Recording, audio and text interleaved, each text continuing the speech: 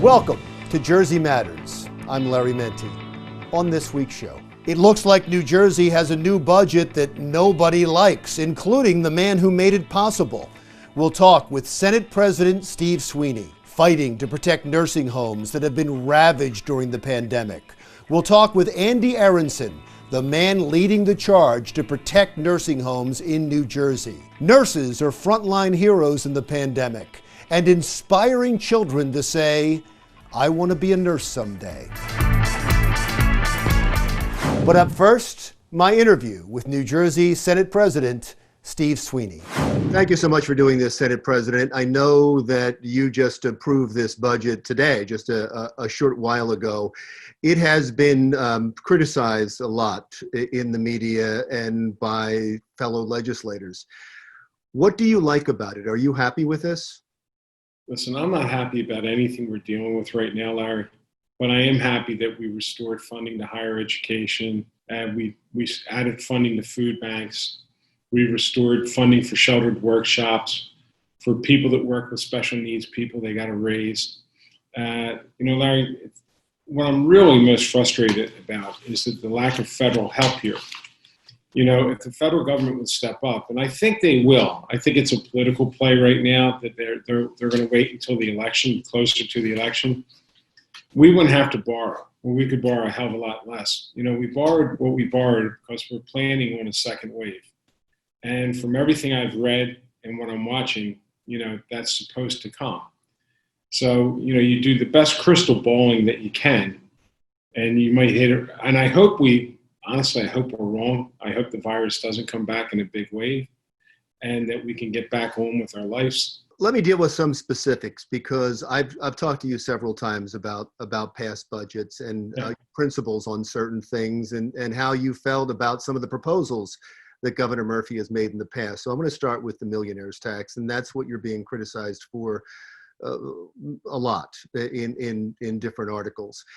You had told me in the past why a millionaires tax would not work. You were fearful that it would drive people out of the state and drive corporations out of the state. Is that no longer true? I don't like the policy at all, Larry. But I also know that we're in a pandemic and we're trying to help people.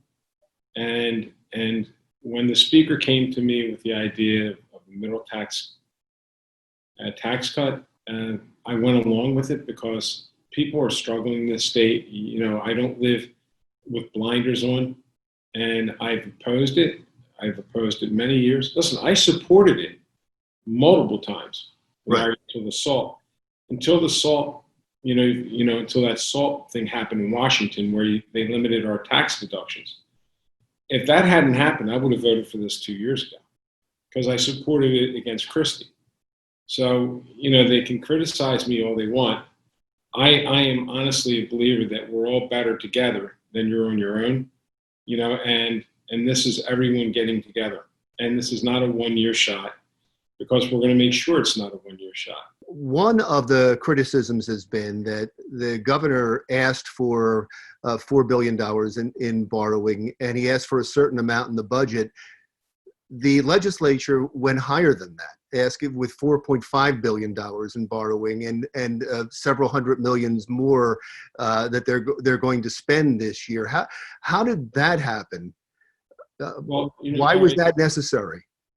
Because when we looked at the way things are going, the governor and the Senate and the Assembly agreed that rather than borrow and then maybe have to go out and borrow again, we wanted to have a comfortable range so we don't have to do it multiple times. So that was a safety. That basically was, just err on the side of caution.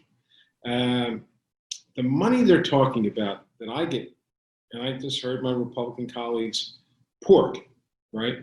They kept yelling pork. Restoring funding to higher education so that cost doesn't get passed on to students and parents that are paying for those bills. That's the same pocket everything comes out of. You know what I mean? It's not like I got separate pockets to pay different bills. So by restoring higher education funding, by adding funding for food banks for people that are hungry. Oh, by the way, my colleagues support all that on the Republican aisle. They support a lot of the things we added on. You can point to a project here or a project there. You absolutely can. The super majority of this spending is hospital funding, cancer treatment funding, funding food banks, restoration of higher education, adding my colleagues on the Republican side of the aisle absolutely support extraordinary special education funding. In fact, Joe Panaccio is a big champion of it. 25 million more. So my point is, you can't have it both ways. You know what I mean? Like, if you believe in all these things and you support all these things, then you can't say they're bad and then turn around and tell the people that are getting it, look what I did. No, I understand there's a lot of good in it. And I don't think that's what they're talking about when they talk about some pet projects that are in there. And no, they are. Yeah, I get it. You said you admitted that there are some in there, and probably if you had your way, they wouldn't be in there, but they are. And it's just a bad look when so many people are sacrificing. WHYY did a list of them, and for instance, $4 million for Essex County's first tee golf program. That could have not happened during a pandemic, especially when people are losing their jobs and had to make their own sacrifices. Why can't the state, why can't the assembly, why can't the Senate sacrifice as well? Well, Larry, we restored things. Listen, first we restored things we thought that were important. There are some projects in those communities that are important. I have a school district in Gloucester County called Winona. They have mercury coming out of the floor, right? It's an elementary school. They don't have the money to replace it. These kids are facing and dealing with mercury when they're in the building. That's a health issue. So do we say, hell with it, they're okay? But nobody would say that. I guess what that's one of them. But Larry, the Republicans did say that. The Republicans actually listed that. In fact, my good friend John Bramnick actually listed that as one of the pork projects. Oh, okay. Well, I don't think most people would, but there are some things in there that even you would admit. Did they have to be on there to get the votes? I can't say they had to be there, but sometimes there's a negotiation that goes along to get things done. Okay.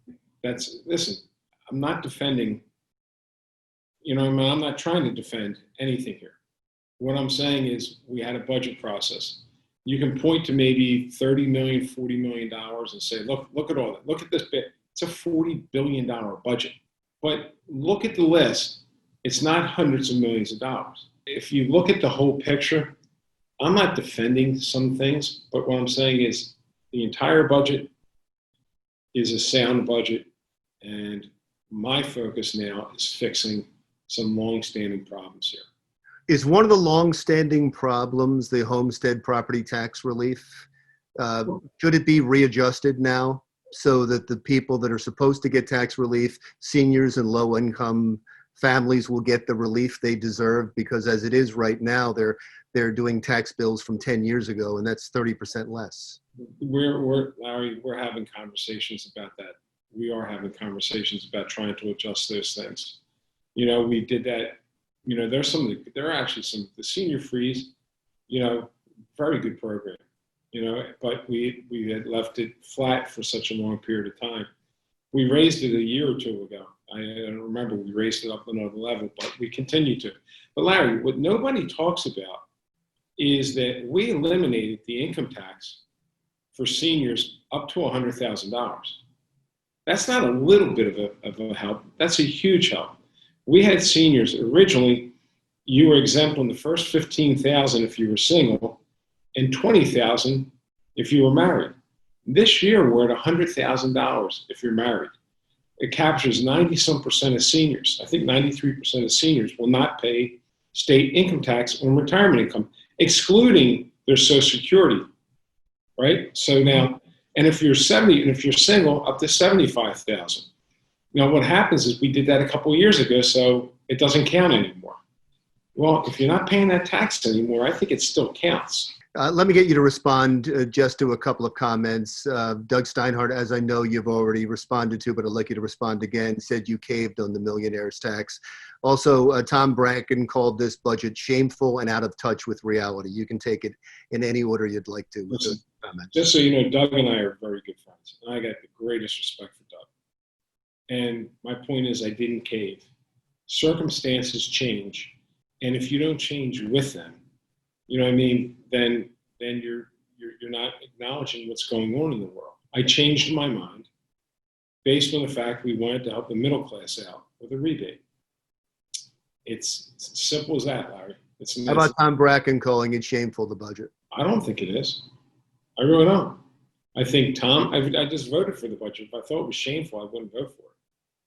You know, Tom says a lot of things. Sometimes they make sense, sometimes they don't. And his constituency are businesses as well. So oh yeah, and like I said, but Larry, when I did the CBT tax, and that's his constituency's number one issue, we didn't get any feedback or blowback from them because they knew they were benefiting from it. They were given a gift from Washington. They were just given a gift.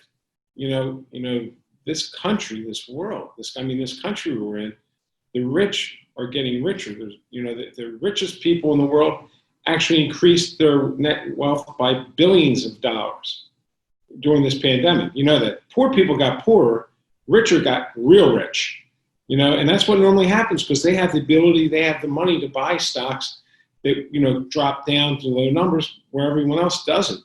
I'm not looking to pick on millionaires. I've defended them. I've defended them for years. I just think in a pandemic, this was the time, it was the right thing to do. When the speaker came to me, I said to him, it was hard for me to argue against it. I'll put it to you that way. We will continue my interview with New Jersey Senate President Steve Sweeney right after this.